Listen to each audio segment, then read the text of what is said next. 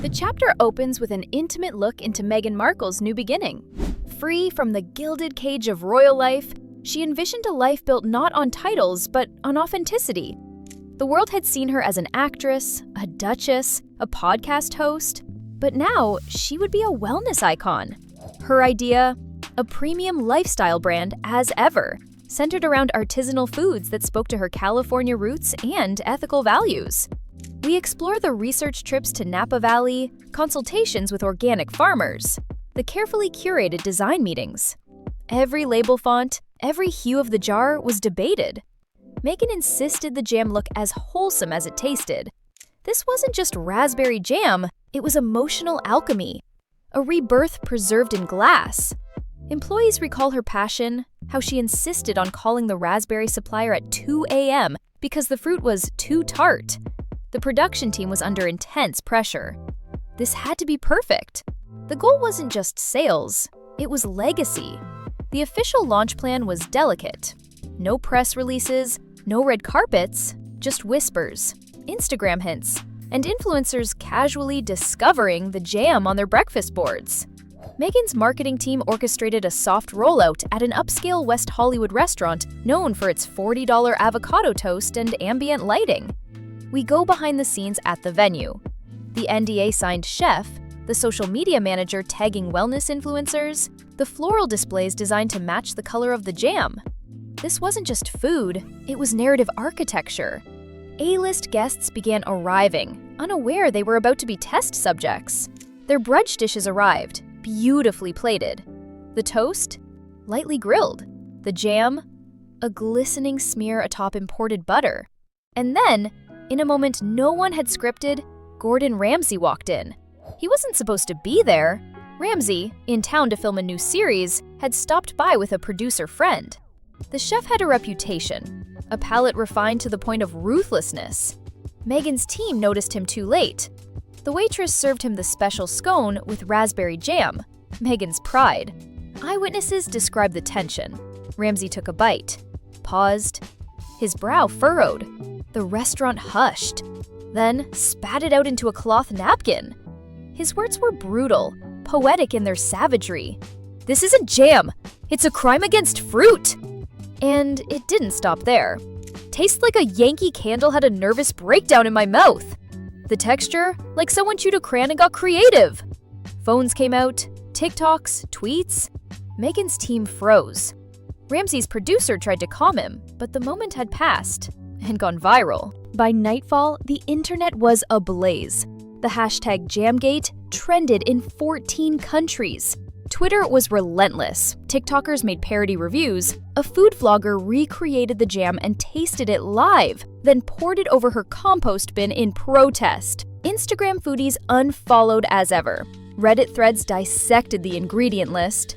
Meghan's PR team was buried under media requests, denial drafts, and influencer cancellations. Satirical posts exploded. Breaking: Meghan's jam now classified as emotional terrorism. A photo of Ramsay next to a burning toast captioned, "He warned us." The more they tried to spin it as a bad batch, the worse it got. Meghan's silence was interpreted as guilt. A public apology? Too risky. A relaunch? Too late. The jam had become symbolic of hubris, of privilege, of disconnect. Professional critics who'd ignored the launch now savored the takedown. Bon Appetit published a scathing review titled, "As ever, but hopefully never again." Eater's headline read, "The Duchess's Disaster in a Jar." Celebrity chef Thomas Keller tweeted, "If this jam were served in my kitchen, I'd retire." A Food Network analyst explained why the jam failed. Poor pectin balance, over-sweetening, heavy artificial aroma, indicative of rushed development. Theories emerged that the jam was outsourced last minute. A leaked invoice suggested a mass production facility, not the hand canning process Meghan described. Suddenly, Meghan's entire brand ethos, organic, mindful, small batch, was in question. Just as the scandal showed signs of dying down, the video dropped, a 12-second clip. Grainy, but damning. A line cook, laughing, dumping Meghan's jam into a trash can while saying, "No one tell her this tastes like air freshener." 5 million views in 24 hours. The leak sparked fresh outrage. Was Meghan oblivious to how her product was actually received behind the scenes? Had her team lied to her, or had she ignored them? Meghan's legal team issued cease and desist letters. The restaurant claimed the clip was unauthorized, but it was too late. The footage had burned itself into internet lore. The damage was irreversible. Retailers began quietly pulling the product. A London boutique replaced Meghan's jam display with a handwritten note, temporarily out of stock, forever.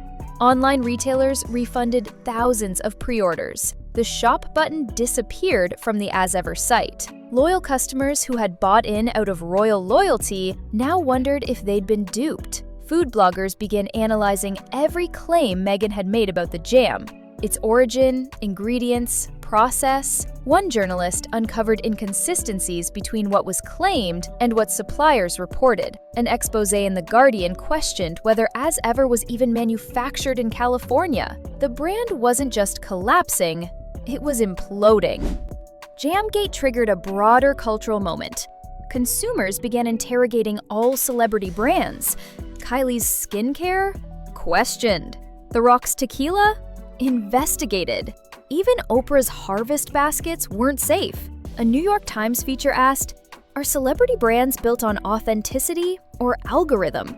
We explore the rise and fall of influencer product empires, from Goop to Honest Company. Experts weigh in.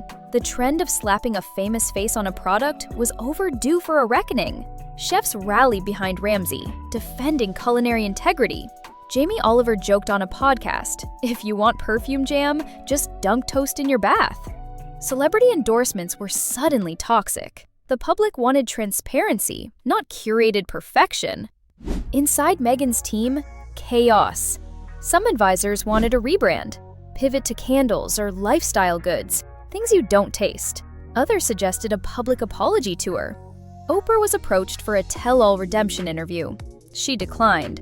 Leaks revealed internal emails marked urgent, reputation strategy. Meghan's trusted inner circle began fracturing. Her publicist quit. A creative director posted a cryptic tweet, "You can't control a narrative built on jam." Sources say Meghan was devastated. She felt betrayed, mocked, and misunderstood. But behind closed doors, others whispered that she ignored warnings and insisted the product launch proceed, against all professional advice. Can a brand recover from this? We explore case studies, celebrity failures that rebounded, and those that didn't. Paula Deen, Kendall Jenner's tequila ad, Ja Rule's Fire Festival. Some analysts argue Meghan still has a loyal fan base. Others say the trust is gone. Marketing firms pitch her new brand ideas: luxury linens, calming teas, curated playlists. But the shadow of the jam looms. A mockchange.org petition emerges. Make Meghan eat her own jam live.